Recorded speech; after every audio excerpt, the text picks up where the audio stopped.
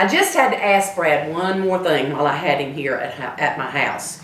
Of course, because of MageeNews.com, I'm very interested in the technology part of any office. I've seen what computers do.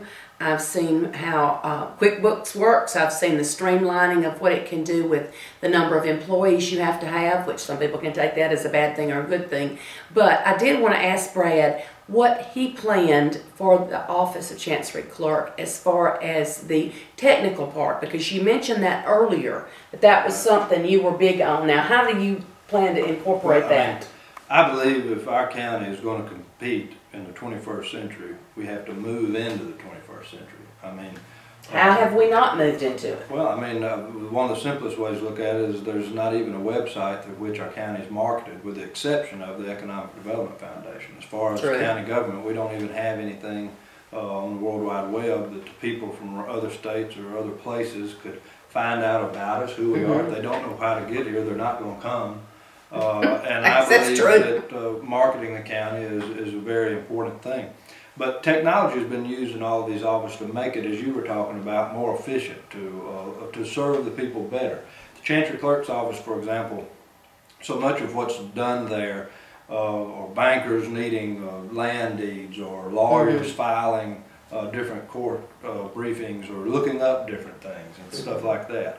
I believe that if we were online to a point to where people could do that through the internet, that it would cut down on office traffic from these attorneys and the bankers and the people like that, because they would much rather be able to find that information at a click of a mouse. Let me stop and ask you something. Is this already done in other counties? Or this is not something that requires an amendment or something the legislature to pass? All it requires is money. And other counties do it. Other counties operate from it, and it's made a world of difference. So, I mean, they just type in they need the land deed or the information or whatever it is, and you never have to talk to anybody. You're able to go online. If you want to print it off, you're able to pay for it through your computer. And, of course, the good thing for people that don't want to do their business that way is this frees up office traffic. If my grandfather wants to go pull a copy of his land deed and he doesn't care to do that via the computer, he can go to the office, and because of attorneys and bankers and people like that not having to physically go to the office to perform all of these duties, then he's easier to get up to the counter and conduct his business and go home.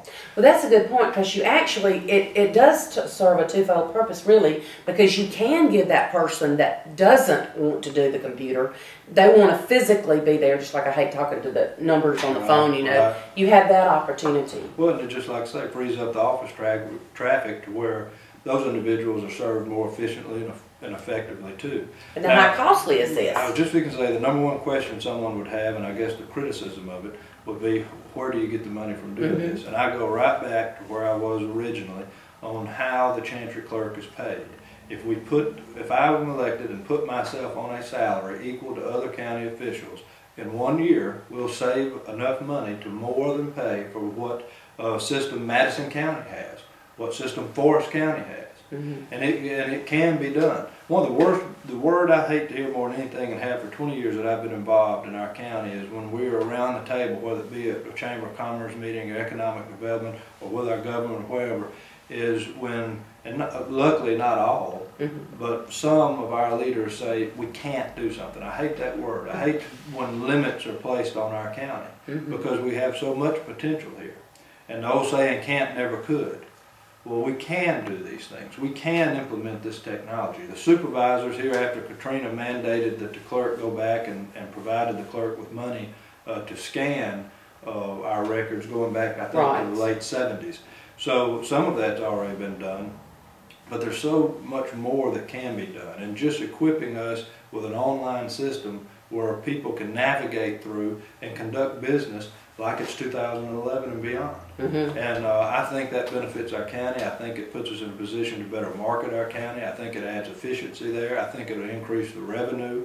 And I think it can all be paid for, not just by streamlining the budget of the office, but by me reducing my pay back to a more reasonable amount. It's interesting, and I don't think you can beat the technology. Well, the thing is, it's there. Whether you like it or not, we need to be there. Well, some may say we can't afford it. I say we can't afford not to have it. And that's good, McGee. Good morning to you, and I hope you've enjoyed our series with Brad White.